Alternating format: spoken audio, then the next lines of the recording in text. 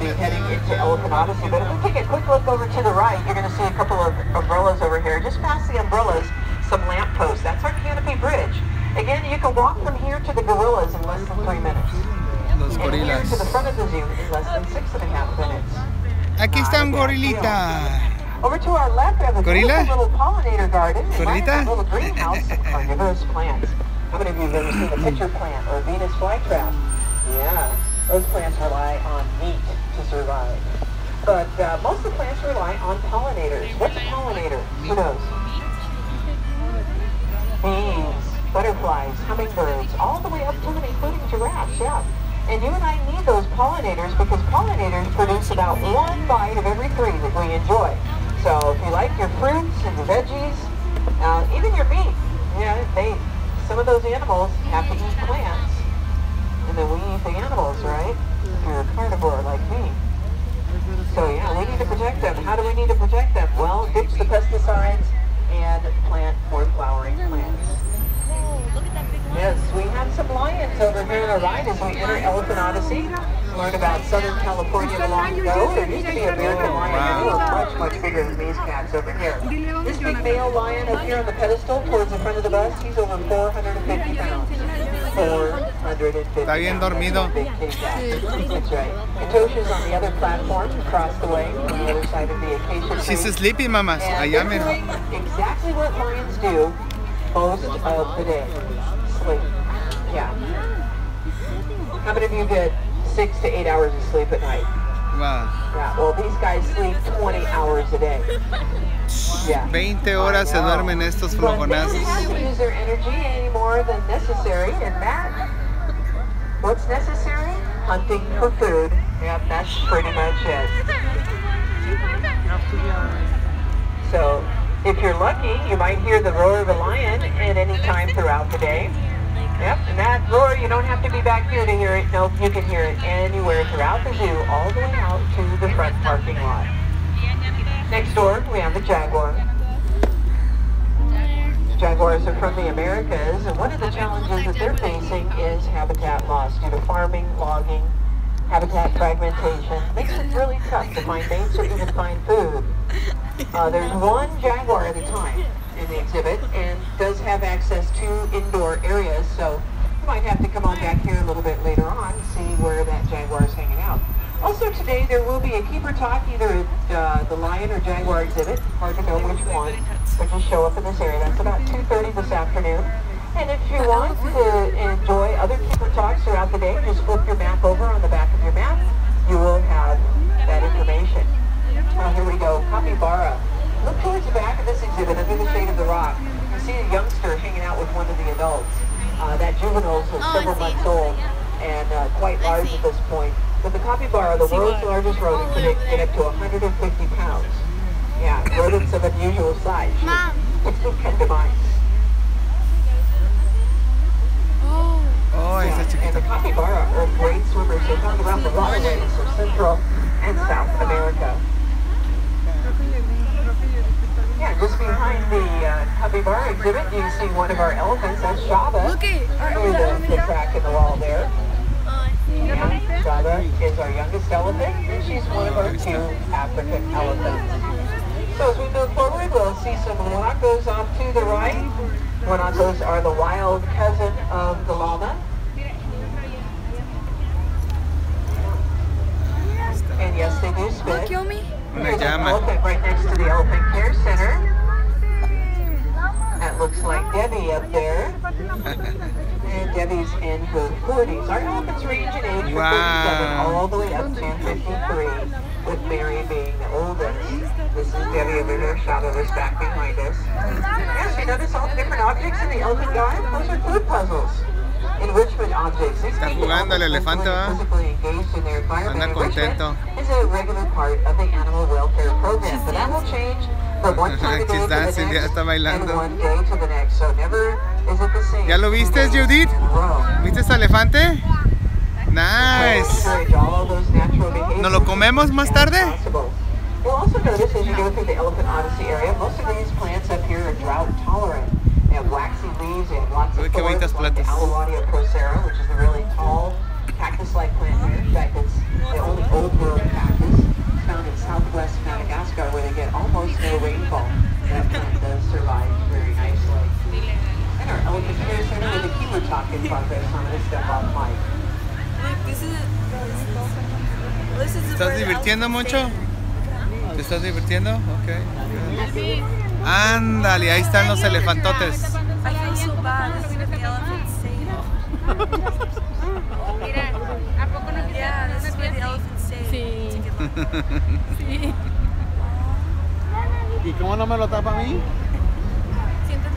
But I bet the elephants know when to go in because they remember in the Bronx they used to stand at the door waiting for the door to open. Ahí que hay en ese nest. Bye.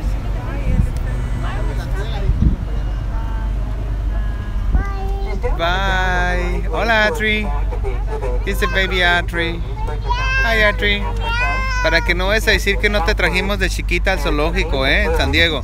Esta es la prueba que sí te trajimos, ¿ok? No vas a protestar.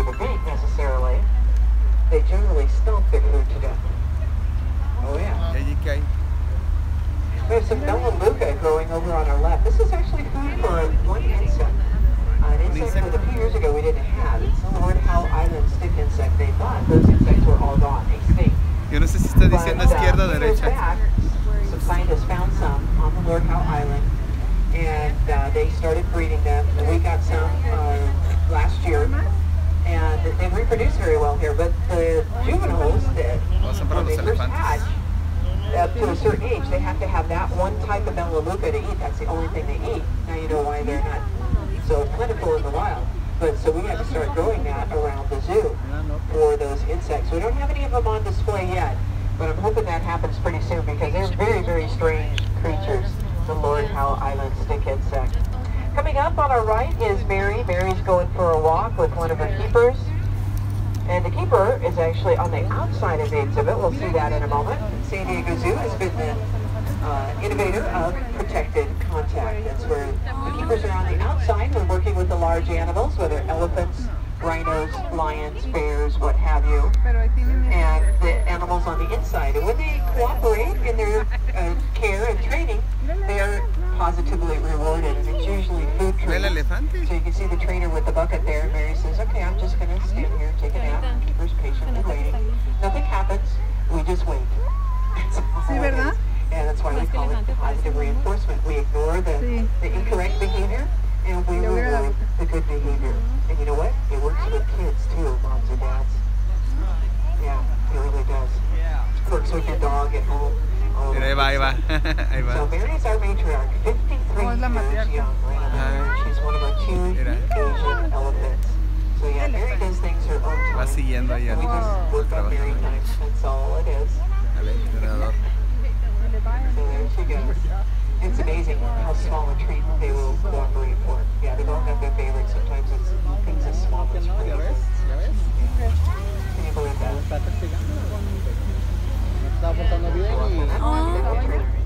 Camels next door to the elephant. They're lying down, yeah. It's not your way. Look a little different. This is a dromedary or single hump camel. And who can tell me what's in a camel's hump? Water. It used to be thought water, but it's actually fat. I'm sorry. Fat is an energy reserve that those camels can draw from and go for a couple of weeks without much to eat or drink. That makes a great travel for deserts. Now the Bactrian, or two-humped camel, those are the endangered species. We do have some of those up in our safari park, which if you get a chance, I highly recommend spending some time at the safari park. Oh, different experience. Oh, wow. We have much more the large animals up there. Most of our host stock is up at the safari park because they just need a lot of room to roam. The safari park is 1,800 acres in size compared to our 100 acres here. I was talking about one. Yes, we have some big birds over here on the right. Who can tell me what kind of birds these are? Vultures. Vultures, yes, but not just your turkey vultures, no. These happen to be the California condors. Yes. So, not your Indian condors. These are the second largest of the birds of prey. These birds have an 8 to 9.5 foot wingspan. How big is that? Well, this bus is 8 feet wide. Yeah, so their wingspan is at least as wide as this bus, if not a bit wider. Yeah, these birds soar on the thermals, the rising air, and they garbage collectors, the cleanup crew, and they are very important for keeping you and I healthy, because if it wasn't for birds like this, you and I would be sick or worse almost all the time. Yeah. Nice. So in the early 1980s, when it was realized that there were only 22 of these birds, we said, oopsie, we need to do something about it, and do something we did. It took us 5 years to round up the remaining 22 birds and a couple of eggs in the process. One of those eggs was the very first captive condor to hatch, right here at the San Diego Zoo. Pretty cool. That was back in the mid-1980s. That chick later moved to the safari park. That's Sisquaw. Sisquaw has all grown up. He and his current mate just produced another chick this year. That chick has now moved to our socialization area, which is the next step before reintroduction into the wild. We, this last spring, celebrated the hatching of our 200th condor chick. 200 condor chicks have hatched in the safari park since the mid-1980s. Pretty awesome. So how many are there now? Well, there are over 470, and we're continually adding to that number. And there are over 250 of those 470 out in the wild. Baja California, Mexico, Northwest Arizona, up around the Grand Canyon, and also here in California. And if we continue our success, we'll hopefully get those condors off of the endangered species list. That would be really awesome. But you know what? We can't do that alone. So if you join us at endextinction.org, we can continue saving species like the condors, like the pandas, like many, many others. You know, San Diego Zoo Global has successfully reintroduced over 40 different endangered species back in the native habitat. But we didn't do that by ourselves. No, we did it with the help of members, donors, and guests like yourselves. And you talk about ultimate teamwork. Over here on our right is a prime example of that with our meerkat mob. Yes, meerkats live in a group called a mob, and everybody helps everybody else out. Yeah, nobody gets stuck doing the dishes or taking out the trash all the time. So there's somebody on sentry, somebody doing hunting, somebody watching out for little ones. That's the way a meerkat mob works, and that's the way it should work for us too. Everybody helping everybody else out. Now, shading at meerkat exhibit is a ficus tree. Ficus we grow for elephants and rhinos.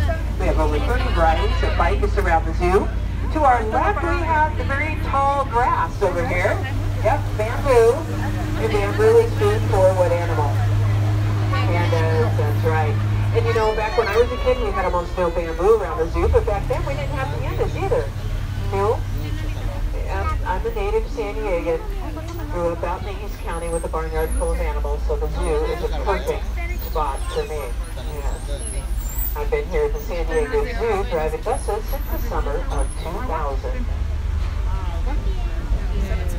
Over on our right, we have our upper pathway through our Africa Rocks area. It's a beautiful pathway you can enjoy. And head down by the battler eagle, beautiful bird of prey from Africa. They're about a 6-foot wingspan. They're black, they have brown on their shoulders and red faces. Their name acrobat, actually, battler in French actually means acrobat, and they tumble and dive and twist and roll. Their courtship actually takes place in the sky. Yeah, so that pathway is the place to be down there. All summer we were sharing this road with guests, but now we've got that nice pathway for you guys, so we don't have to deal with buses and we get our road back, so kind of nice. Ahí están los Transformers. So you can head down to the lower end of Africa Rocks very easily. Just head down Center Street or walk up from stop number 2. And the lower end of Africa Rocks has our beautiful penguin and shark exhibit. Yes, penguins and sharks together. The penguins and the sharks. They're warm-water penguins from South Africa. Some of our bird team actually went to South Africa in 2015 to help in a recovery program down there, and they got to release those penguins back into the wild down there. Because one of the problems with those penguins, there used to be millions of them, now there's just a few thousand in comparison as far as breeding pairs go. But the people in the area figured out the dung that the birds use for building their nests actually can work for fertilizer, so the birds don't have to build their nests.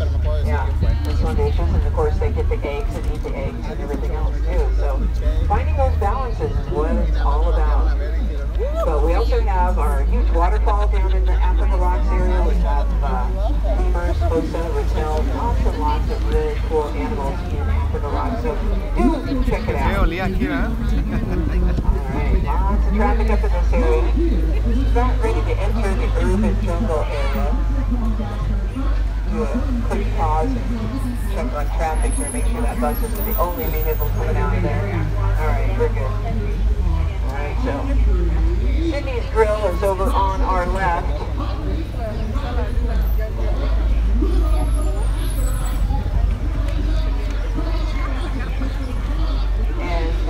If you're looking for something to eat today, all you have to do is flip that map over. The back side of your map, you've got all the restaurants listed there and the main menu items for each location as well. You know we always have pizza. I'm not in the mood for pizza. We always have pizza.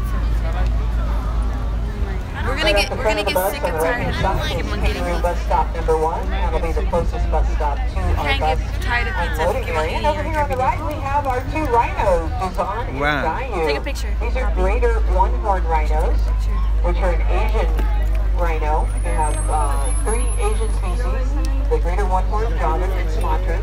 Then you have the rhinos of Africa, which are your black rhinos and white rhinos. And the northern white rhino is virtually extinct. There's only 3 of those remaining on the planet, and we hope to bring them back from the brink of extinction. There's 6 southern white rhinos, which are closely related, and our frozen zoo. We're on track to do that. We hope to hear some good news about that project a little bit later this year. So again, stay tuned at endextinction.org, because maybe in 10 years or so, we can hear the pitter-patter of little northern white rhino feet up at the safari park, which would be really awesome. Giraffe feeding going on the left. One of the fun things to do to raise money for our giraffe conservation. Giraffe conservation is a big deal because giraffes have declined by 30% in the last 15 years. Off to our left, we can see our 2 youngsters right now. We've got Domi Bella and Rojo here. They're just about 2.5 and 1.5, respectively. Yeah. Nice. And ladies, you can count your lucky stars. You're not a giraffe mama.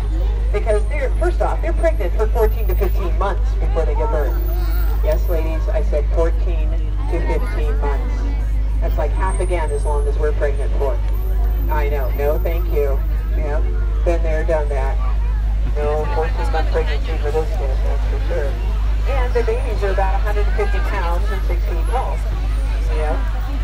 So, if you want to learn more about giraffes and what's going on and how you can be a citizen scientist and help giraffes, then check out endextinction.org. Well, all of these animals up in this area are animal ambassadors. They're part of our Animals in Action program, and you can check out Animals in Action. It's for ages 5 and up if you have the opportunity. Also, these special programs we have at the zoo and park make great gifts. We've got the holidays coming up, so keep that in mind.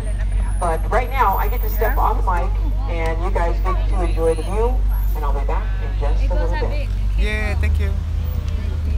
It's good. I'm just kidding. Wow, zebra.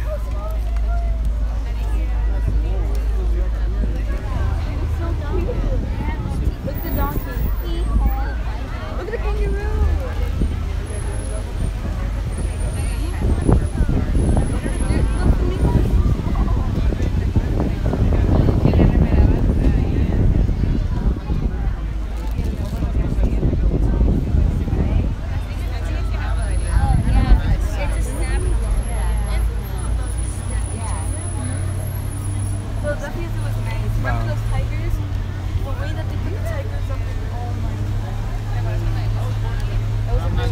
Mira, allá hay un halcón.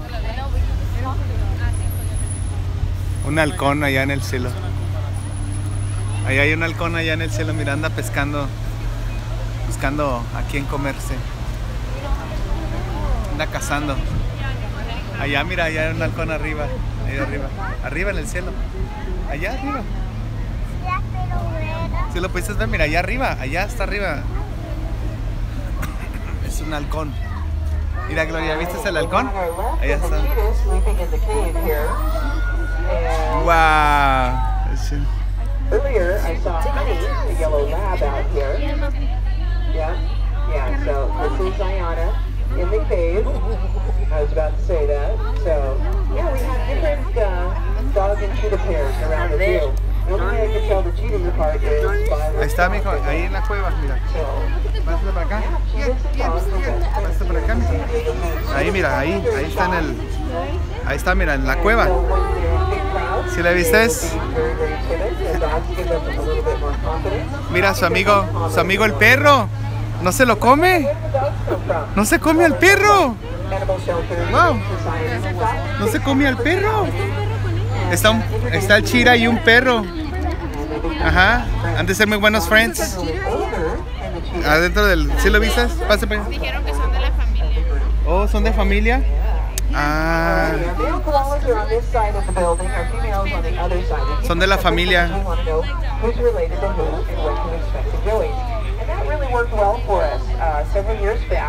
One of our Joeys didn't make it to Mama's pouch and actually fell to the ground. Well, one of our keepers happened to notice that Joey in a little patch of sunlight. They scooped up the Joey, they scooped up Mama, they took him up to the hospital, got everybody all cleaned up and all situated.